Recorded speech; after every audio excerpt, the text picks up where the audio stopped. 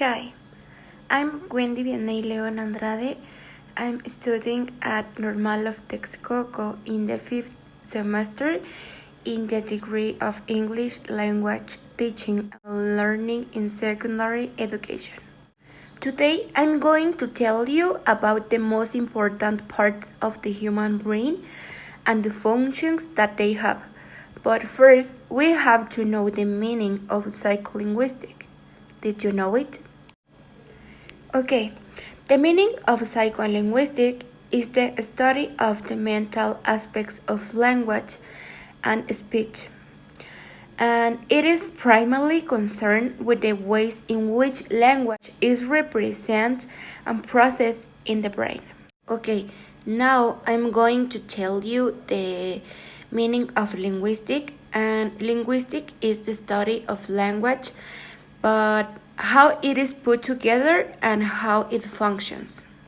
The human brain is characteristic by two hemispheres, the right and the left.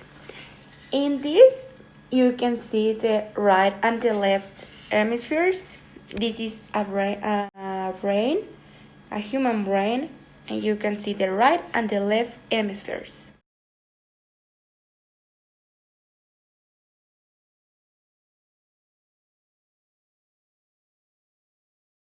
Okay, now imagine that we cut the brain into two parts. Okay, we have to cut our brain into two parts. Okay, now I'm get the left hemisphere, and this one is the more logical and academic side of the body.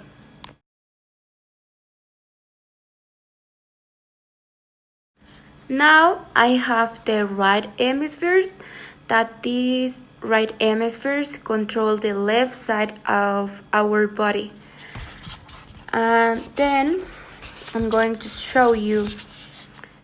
The right hemisphere is the more creative and more artistic part of our brain.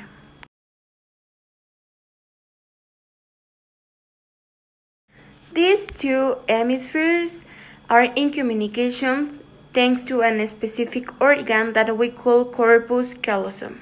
The corpus callosum is at the end of our hemispheres, is here, and for that reason we linked the two hemispheres to get a good speaking. Language area in human brain is based on the left hemisphere, and this hemisphere is very important in terms of language production and comprehension. And we have three main areas that fulfill such functions. For example, the Broca's area is this one, and this is responsible for storing and producing speech. The Broca's area is there responsible to storing and produce speech. For example, if there is inaphasia in the Broca's area, the students or pronounce something well. The second one is Wernicke's area, that is this one. And Wernicke's area deals with the comprehensions or the understanding of speech. In order to have a successful processing of language, there is important the two parts, Wernicke's and Broca's area, because as I mentioned, the Broca's area is the place where one stores language, and Wernicke's is the system of analysis of languages. And these two areas needs to be linked.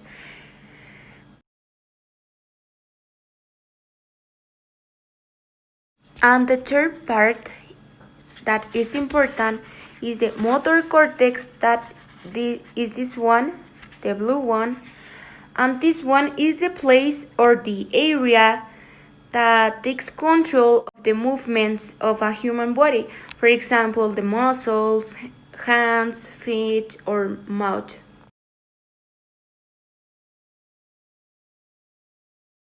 As we saw in Unit 1 in Psycholinguistics, there are three kinds of types of sleeps that we maybe made and we don't realize them, or maybe yes, but we don't know the names of that sleeps. The first one is the tip of the tongue phenomenon.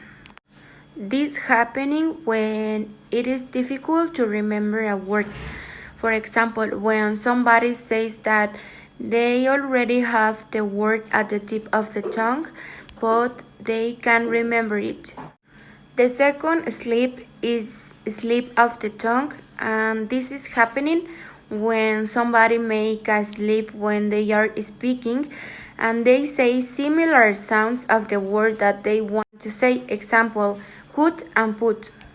These words are similar at the sounds, and maybe we can set instead of could put, and this is a slip that maybe we made in our life. And the last one is the slip of the ear, and this is happening when somebody listened another word that the speaker didn't say. Example, the speaker said take the dogs out, and the listener listen take the drugs out. And sometimes this is happened for a wrong pronunciations, and maybe we can confuse the words in the way that the speaker pronounce it. And that's all for my part. Thank you for watching the video.